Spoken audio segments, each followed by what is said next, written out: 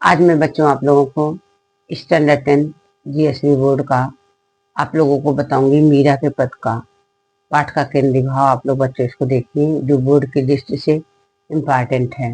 आपको 2 या 3 मार्क्स का इससे क्वेश्चन आते हैं तो आप लोग इसको देखिए बच्चों। मीरा का परिचय मैंने आपको पहले वीडियो में बता दिया था। जीएसवी बोर्ड में परिचय तो नहीं आता है लेकिन उसके अंदर से कुछ क्वेश्चन आते हैं। जैसे मीरा बाई का पूर्वार्ध समय कहाँ बीता। पूर्वार्ध समय माने पहले समय कहाँ बीता, वृंदावन में। और उत्तरार्ध समय कहाँ पर बीता, उत्तरार्ध द्वारिका में बीता। एक क्वेश्चन आपको परिचय के अंदर में से आएगा।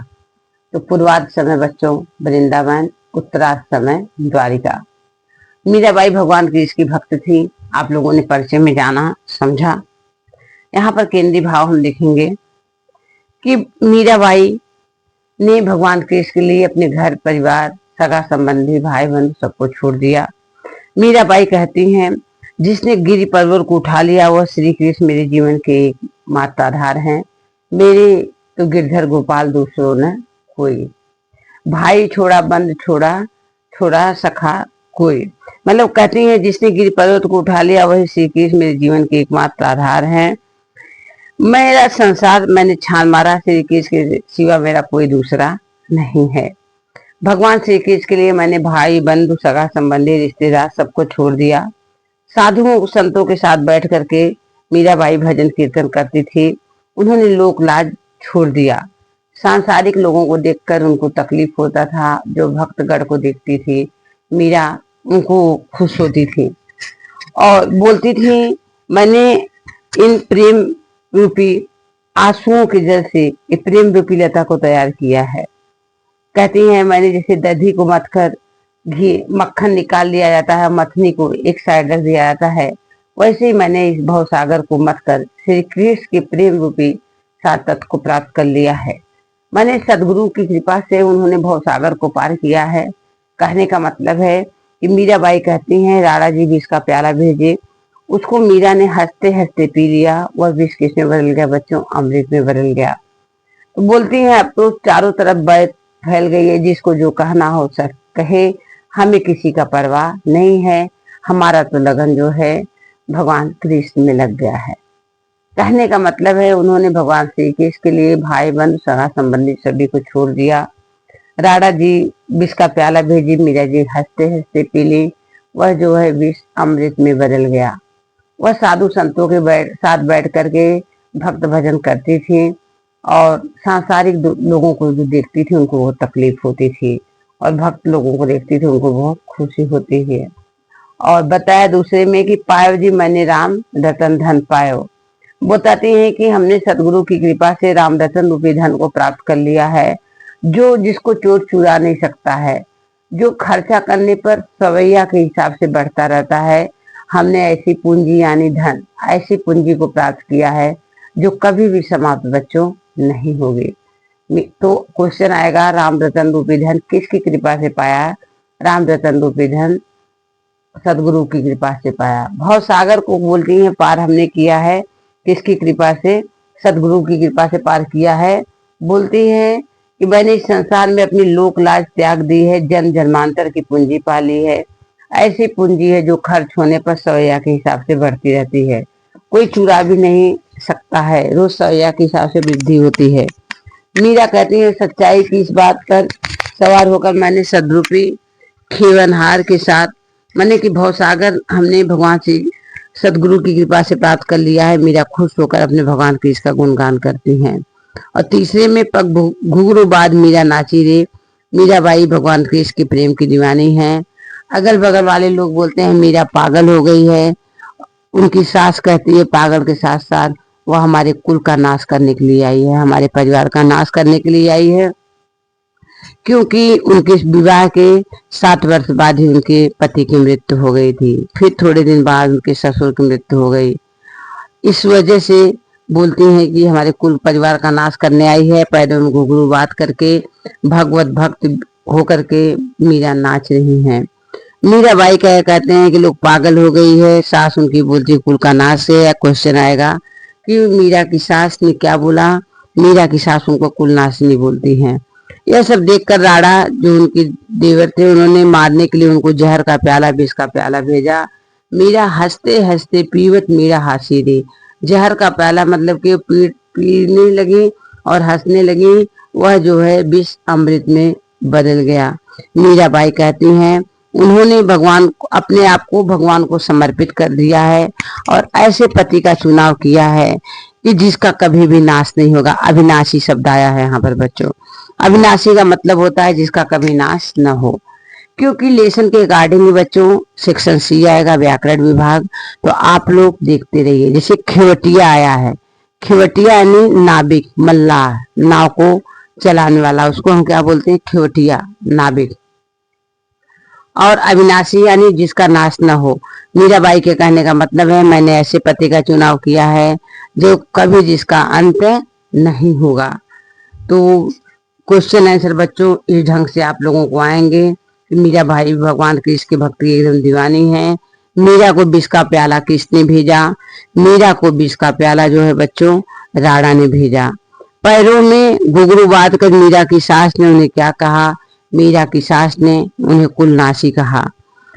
और क्वेश्चन है मीराबाई को कौन सा धन मिल गया? मीराबाई को राम रतन रूपी धन मिल गया। राम रतन रूपी धन किसकी कृपा से मिला? सदगुरु की कृपा से मिला। मीराबाई किसकी भक्ति करती थी? कृष्ण की भक्ति करती थी। मीरा की सास मीरा को क्या कहती थी? मीरा की सास मीरा को कुलनाशनी कहती थी। राणा जी को क्या पसंद नहीं था? राणा श्री कृष्ण के प्रेम में लीन होकर मीरा पैरों में घुंघरू बात करके साधु संगतों के साथ नाचती गाती थी, यह राणा जी को पसंद नहीं था। मीरा किसके साथ बैठ करके लोक लाज खो दी? मीरा साधु संतों के साथ बैठ करके लोक लाज खो दी। और जिनके गुरु बच्चों रैदास जी थे जिनका नाम रविदास है, और ये छोटी जात के थे और मीरा छत्ताड़ी स्त्री थी। उस समय जो था जात पात का बहुत भेदभाव था, इसलिए भी इनके घर परिवार लोग पसंद नहीं करते थे। किसकी कृपा से मीरा ने राम रतन रूपी धन पाया? सदगुरु की कृपा से मीरा ने राम रतन रूपी धन पाया। किसकी कृपा से भवसागर को पार किया? सदगुरु की कृपा से भवसागर को पार किया। किसने विष का प्याला भेजा? राणा जी ने विष का प्याला भेजा। किसकी कृपा से मीरा ने राम रतन धन पाया? सदगुरु की कृपा से मीरा ने राम रतन रूपी धन पाया। सत की नाव खेवटिया, सदगुरु भवसागर तरियाव। सच्चाई बच्चों मनुष्य का सबसे बड़ा गुण है। यदि कोई व्यक्ति सच्चे मन से अपने आराध्य देव देवता को ध्यान करता है तो उसे सदगुरु का सहयोग प्राप्त जरूर होता है। उसी प्रकार से मीराबाई थी, सच्चे हृदय से भगवान कृष्ण से प्रेम करती थी, तो सदगुरु की कृपा से उन्होंने नाव भवसागर महासागर नाव के समान है, इस नाव के सहारे वो सुरक्षित रूप से भवसागर को पार कर लेंगी, ऐसा उन्होंने बताया। राम रतन धन की क्या विशेषता है? मीरा ने सदगुरु की कृपा से राम रतन रूपी धन पाया जो खर्चा करने पर सवैया के हिसाब से बढ़ता है। जन्म जन्मांतर की उन्होंने पूंजी पाली है और बोलती है जिसका कभी अंत नहीं होगा। भाव सागर तरना, जीवन वृत्त के फेरे से मुक्त हो जाना। पर्यायवाची बच्चों देखिए, बंधु का होता है भाई, जल पानी, दासी का सेविका, पूंजी धन दौलत, खेवटिया नाबिक, दिन आया है, दिन का दिवस, बेल मतलब लता, अमोलक, अमोलक यानी अमूल्य।